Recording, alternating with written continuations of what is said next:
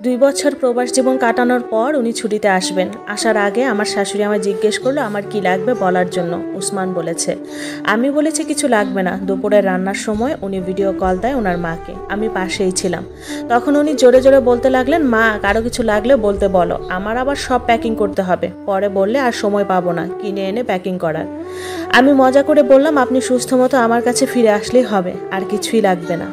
উনি আর আমার শাশুড়ি থম খেয়ে গেলেন এমন কথা শুনে। আমি এটা বলেই রুমে দৌড়ে চলে আসি। 2 দিন পর উনি আসবেন। আমি ওনার রুম নিজে হাতে পরিষ্কার করে বিছানা চাদর বদলিয়ে গুছিয়ে দিয়ে আসি। ওনার ছোট ভাই এয়ারপোর্টে গেলেন ওনাকে আনতে। আমি সুন্দর করে সেজেগুজে অপেক্ষায় আছি উনি আসার। আমার স্বামী তো অপেক্ষা তো করবই। উনি ঘরে ঢুকলেন। ওনাকে দেখে আমার বুকটা কেঁপে উঠল। 2 বছর আগের উনি আর আজকের ওনার মধ্যে অনেক তফাৎ। অনেক বদলে গেছেন, মোটা হয়ে গেছেন, আরও বেশি সুন্দর হয়ে গেছেন। উনি এসে ওনার মাকে জড়িয়ে ধরেন। আমি সালাম দিই ওনাকে, উনি সালাম নেন। তারপর উনি ওনার রুমে ফ্রেশ হতে গেলেন। মা টেবিলে খাবার দেন। তখন বিকেল হয়ে গেছে। উনি ফ্রেশ হয়ে এসে হালকা কয়টা ভাত খান। তারপর উনি ওনার রুমের দরজা বন্ধ করে ঘুমিয়ে গেলেন। আমার দিকে একটু ফিরেও তাকালেন না। আমার চোখের পানি উপচে পড়ে, কেন জানি না। আমিও রুমে এসে সব সাজগোজ ধুয়ে ফেলি। তারপর সবচেয়ে পুরনো জামাটা পরে ওনার দিকে আর ফিরেও তাকাবো না। আমার কলিজাটা ফেটে যাচ্ছে। আমার এখানে একটুও থাকতে ইচ্ছে করতেছে না। একটু বাপের বাড়িতে গেলে শান্তি পেতাম। সন্ধ্যার দিকে ওনার নানার বাড়ির মেহমান আসবে, তাই নাস্তা বানাতে রান্নাঘরে গেলাম। নুডলস, সেমাই, ফিরনি, হালিম রান্না করি, আর আসলে ফলমূল কেটে দিব। সব রেডি করতে করতে মাগরিব হয়ে পড়ে। ওনারা চলে আসেন। ওনারা আসার সাথে সাথে আমি ওনাদের সামনে গেলাম না। রান্নাঘর থেকে সব নাস্তা রেডি করে দিচ্ছি, মা নিয়ে যাচ্ছেন। ওনাদের সাথে সম্পর্কটা আমার এতটাও ভালো হয়নি, দূরত্ব তো আছেই।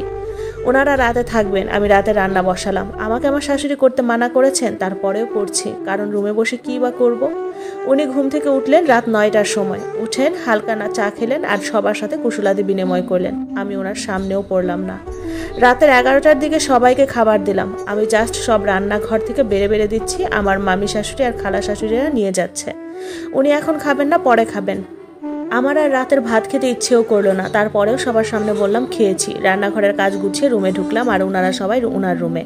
উনি ওনার ব্যাগ খুলতে লাগলেন, সবার জন্য কি এনেছে না এনেছে। আমাকে কেউ একটু ডাকলেও না, অবশ্য ডাকলে আমি যেতামও না।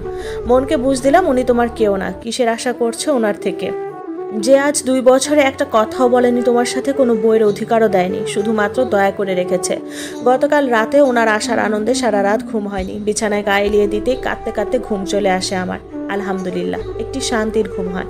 সকালে উঠে ঘর ঝাড়ু দিয়ে রাতের বাসি খাবারের প্লেটগুলো ধুয়ে ফেলি। তারপর সবার জন্য নাস্তা রেডি করি।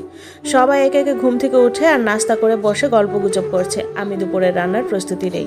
সকালে আমার শাশুড়িকে বললাম, মা উনি এসেছেন, এখন সব মেহমান আসবে, আমার খুব আনইজি লাগছে, আমি কি কয়টা দিন আমার বাবার বাড়িতে থেকে আসবো? মা বলল, আচ্ছা উসমান উঠুক, আমি বলবো, অনুমতি দিলে তুমি যেও।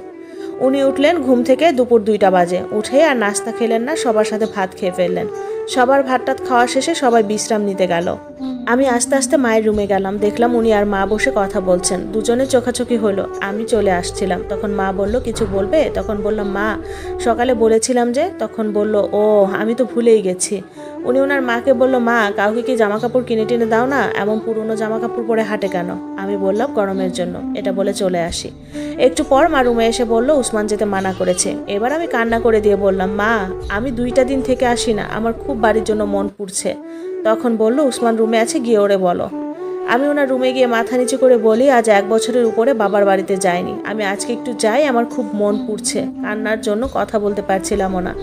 উনি বিছানা থেকে উঠে হাত ধরে আমাকে ওনার পাশে বসালেন। আমার যেন কান্না আরও ভেঙে পড়ছে, বুকটা ফেটে যাচ্ছে।